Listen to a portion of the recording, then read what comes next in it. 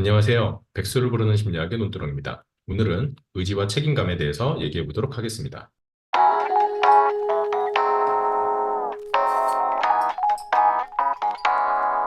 여러분들은 목숨과 바꿀 수 있는 것이 있나요?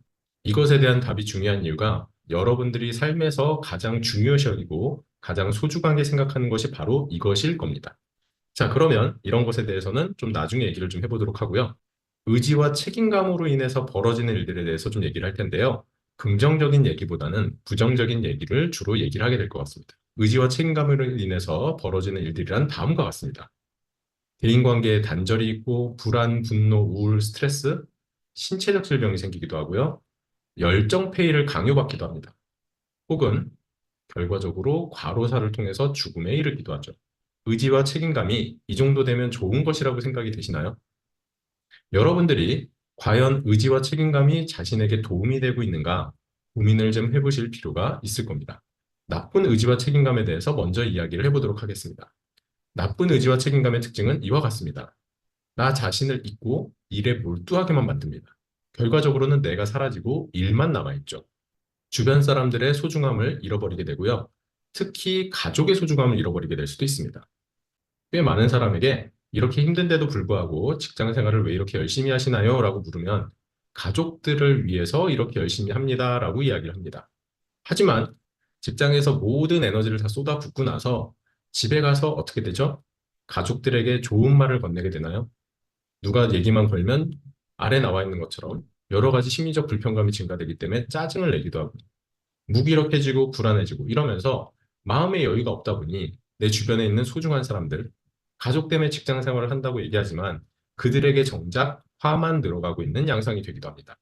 그리고 나쁜 의지와 책임감은요, 나를 돌보지 못하기 때문에 수면의 어려움, 불면이 생기기도 합니다. 아니면 수면의 시간 자체가 줄어들기도 하죠.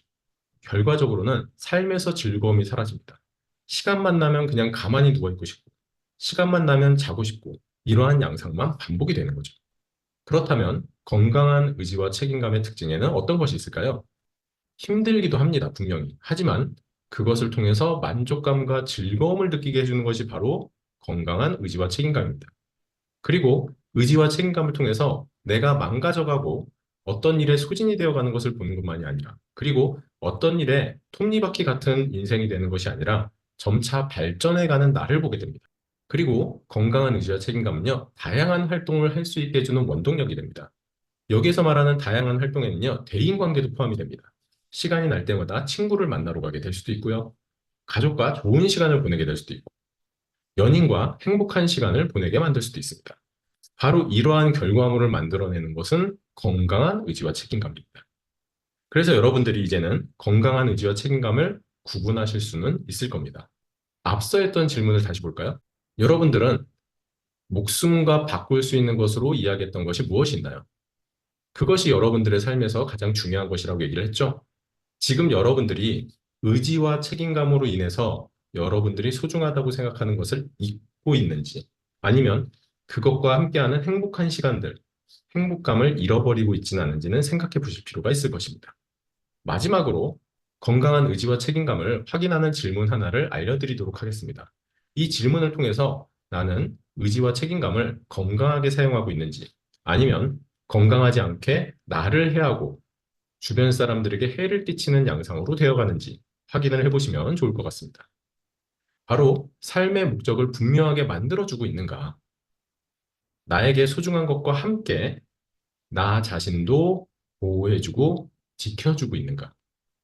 지금까지 백수를 부르는 심리학의 논두렁이었습니다. 감사합니다.